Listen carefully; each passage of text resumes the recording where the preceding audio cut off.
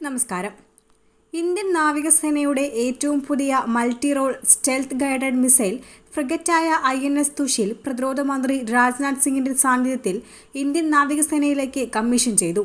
തിങ്കളാഴ്ച കാലിനിൻഗ്രാഡിലെ കപ്പൽശാലയിൽ നിന്നാണ് Rajnath Singh INS Tushil commission ചെയ്തത്.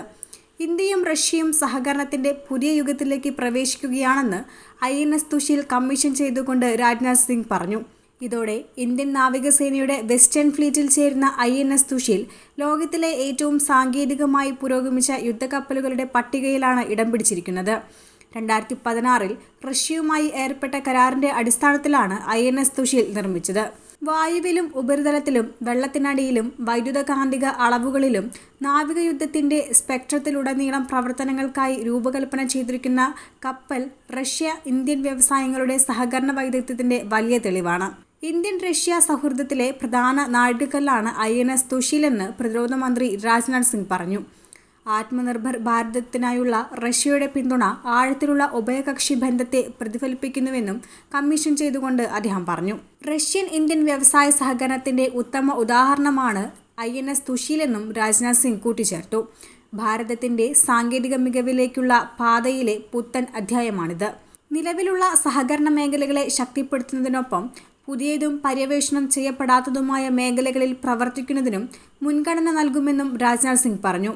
ആർട്ടിഫിഷ്യൽ ഇന്റലിജൻസ്, സൈബർ സുരക്ഷ, ബഹിരാകാശ പര്യവേഷണം, തീവ്രവാദത്തെ ചെറുക്കൽ തുടങ്ങിയ മേഖലകളിൽ ഉഭയകക്ഷി ബന്ധം മെച്ചപ്പെടുത്തുമെന്നും അദ്ദേഹം ചൂണ്ടിക്കാട്ടി.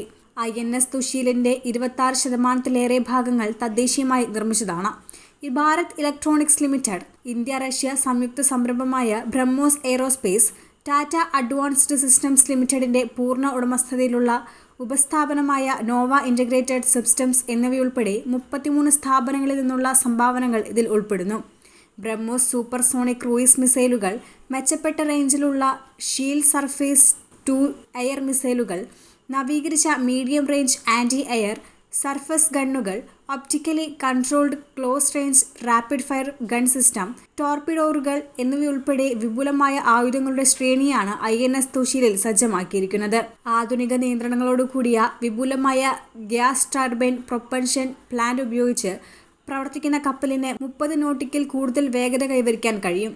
മണിക്കൂറിൽ 55 കിലോമീറ്റർ വേഗതയിൽ സഞ്ചരിക്കാൻ സാധിക്കുന്നു. സ്റ്റെൽത്ത് സാങ്കേതികവിദ്യ ഉപയോഗിച്ചാണ് നിർമ്മിച്ചിരിക്കുന്നത്. അതിനാൽ തന്നെ റഡാർ, സോണാർ, ഇൻഫ്രാറെഡ് എന്നിവയ്ക്കൊന്നും കപ്പലിനെ കണ്ടെത്താനാകില്ല.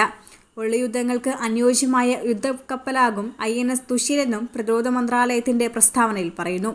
നിയന്ത്രിത close range rapid fire gun system, anti submarine ടോർപിഡോറുകളും റോക്കറ്റുകളും, നൂതന ഇലക്ട്രോണിക് യുദ്ധവും ആശയവിനിമയവും കപ്പലുണ്ട്.